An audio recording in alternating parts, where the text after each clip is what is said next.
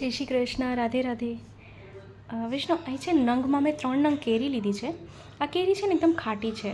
તો આ ભાઈ કોઈ બી કેરી લઈ શકો છો, એવું નથી કે મેં આવી ખાટી કેરી લીધી છે આપી આલો. આમાં કેરીમાં તો ઘણા બધા પ્રકાર આવે છે, રાજાપુરી આવે છે, તોતાપુરી આવે છે. આપ કોઈ બી કેરી લઈ શકો છો, એમાં એવું કંઈ નથી. પણ અહીંયા કેવું છે કે અમારે અહીંયા ગાર્ડન છે, તો ગાર્ડનમાં જે ઝાડ છે તેમાં સુંદર કેરી છે, તો અમે ત્યાંથી લીધેલી છે. તો આ 3 નંગ કેરીને પહેલાં બાફી લેવાની, એટલે 3 સીટી જ કરવાની. એમાં 3 સીટી કરીને આમ આવી રીતે છે ને છાલ સેપરેટ થઈ જાય, તો છાલ હાથેથી કાઢીને એના પલ્પ બધા કાઢી લેવાના. તો 3 કેરી એ લીધી. તો હવે શું કરીએ, એમાં છે ને એટલે આ મિશ્રી લીધી છે. મિશ્રી મેં છે ને અહીંયા અડધો કપ લીધો છે, બરાબર. કે 3 નંગ મેં કેરી લીધી, તો અડધેથી પોણો કપ મિશ્રી લઈ લેવાનું છે આપણે અહીંયા.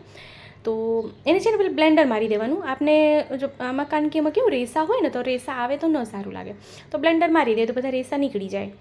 અને પછી મિશ્રી એક બાજુમાં મિશ્રી પીસી લીધી છે. આપણે ખાંડનો ઉપયોગ કરી શકો છો, ગોળનો ઉપયોગ કરી શકો છો, પણ મેં અહીં મિશ્રીનો ઉપયોગ કર્યો છે. તો એ 3 નંગ કેરી છે, તો અહીં અડધો પોણો કપ મિશ્રી લઈ લેવાની અને મિશ્રીને ભૂકો કરી લેવાનું. કારણ કે સીધી જ મિશ્રી પધરાવી દઈએ તો એને ગળતા વાર લાગે. તો એને સરખું મિક્સ કરી લઈએ. અને પછી હવે આ છે શ્યામ તીખા. શ્યામ તીખા એટલે કાલી મિર્ચ. ઘણા વૈષ્ણવને એવું થાય છે કે શ્યામ તીખા એટલે શું? શ્યામ તીખા એટલે કાલી મિર્ચ છે. તો એ આપણે અહીંયા અડધી ચમચી પધરાવી દઈએ. અને છે ને શેકેલું જીરું છે, શેકેલા જીરાનું પાવડર બી અહીં સાથે આપણે અડધી ચમચી.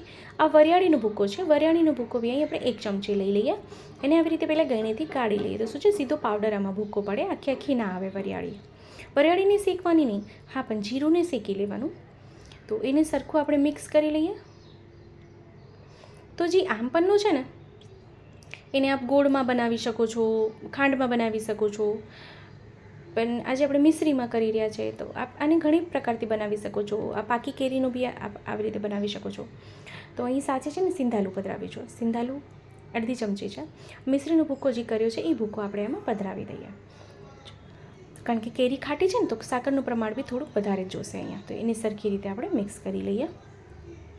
તો આપ આ કેરીનું પન્નું, આમ પન્નું કેવી રીતે સિદ્ધ કરો છો, મને કમેન્ટ બોક્સમાં ચોક્કસથી જણાવશો. વિડીયો ગમે તો લાઈક જરૂરથી કરશો, આપણા ગ્રુપમાં શેર કરશો, જેથી વધુથી વધુ લોકો સુધી વિડીયો પહોંચી શકે અને એને પણ વિડીયો ઉપયોગી થઈ શકે. ચેનલ પર નવા આવ્યા હોય તો ચેનલને સબસ્ક્રાઈબ કરશો, બેલ આઇકન હિટ કરશો, જેથી જ્યારે બી કોઈ સામગ્રીનો વિડીયો મૂકું આપ સુધી નોટિફિકેશન આવી જાય. આમ અહીંયા લીધું છે સંચળ. સંચળ પાવડર અહીંયા મેં 5 ચમચી પધરાવી દીધું છે. આમાં સ્કીપ કરી શકો છો, પણ અમુક ઇન્ગ્રેડિયન્ટ્સ આમાં એવા છે કે આપણે પધરાવીએ તો આમ પન્નાનો સ્વાદ ખૂબ સુંદર આવે છે. તો આપને જો આ સામગ્રી છે ને શ્રી પ્રભુ માટે સિદ્ધ કરવી હોય તો અહીંયા મેં છે ને ફુદીનાના પાનનો ઉપયોગ કર્યો છે. એ અહીંયા ઉપયોગ ના કરતા, પણ અત્યારે હું ઘર માટે બનાવી રહી છું એટલે મેં ફુદીનાનો પાનનો ઉપયોગ કર્યો છે. તો ફુદીનાનો પાન, એક કટકો આદું અને ધાણા ભાજી એને બી ક્રશ કરી લેવાનું અને એને બી આમાં સાથે પધરાવી દેવાનો છે. એનાથી આપણે ધાણાભાજી, લીલા ધાણા એટલે લીલા ધાણા, ફુદીનો અને આદુ, એનાથી છે ને સ્વાદ ખૂબ સુંદર આવે છે. તો અહીંયા એનો રંગ બીજો ચેન્જ થઈ ગયો છે. આપણે એમાં કલર નથી પધરાવ્યો. તો ખૂબ સરળ અને સુંદર રીતે અહીંયા આમ પન્નું સિદ્ધ થઈ ગયું છે. હવે આપણે ગળણીથી ગાળી લેવાનું. હવે જો ગાળવાનું શા માટે?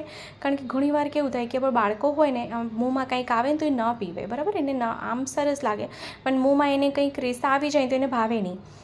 તો આપણે આવી રીતે ગાળી દઈએ તો છોકરાઓ બી એને ખૂબ આમ આનંદથી પીવે, એને બી ખૂબ, બાળકોને બી ખૂબ ગમે.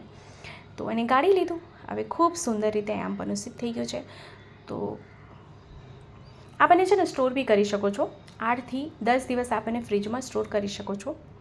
અને ખાલી આપ કેરીને બાફીને બી એમને પલ્પ બનાવીને બી સ્ટોર કરો તો એમાં મિશ્રીની ચાસણી કરીને પધરાવવાની, તો આપ વધારે દિવસ એને સ્ટોર કરી શકશો. તો અહીંયા બરફ, આઈસ ક્યુબ નાખવાનું અને સાથે એને એકદમ ચિલ્ડ એટલે ઠંડુ કરીને સર્વ કરવાનું. તો ખૂબ સરળ રીતે આપણે અહીં કેરીનું પન્નું સિદ્ધ કર્યો છે. આપને જો શ્રી પ્રભુને ધરવું હોય, આપને ફક્ત દેખાડવા માટે જો હું કાચના ગ્લાસનો ઉપયોગ કરી રહી છું.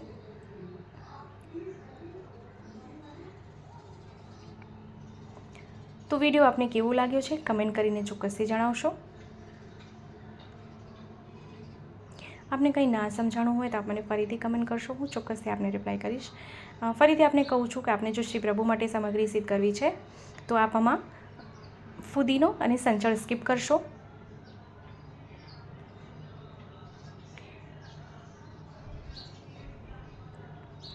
તો તો ખૂબ સરળ અને એકદમ નવી રીતે આપણે કેરીનો પન્નો એટલે આમનો પન્નો અહીંયા સિદ્ધ થઈ ગયો છે.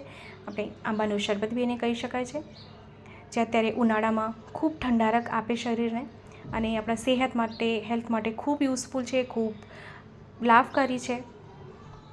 તો આપણે ફરીથી મળશું નવા વિડીયો, નવી સામગ્રીને સાથે. ત્યાં સુધી આપ સૌને મારા જય શ્રી કૃષ્ણ.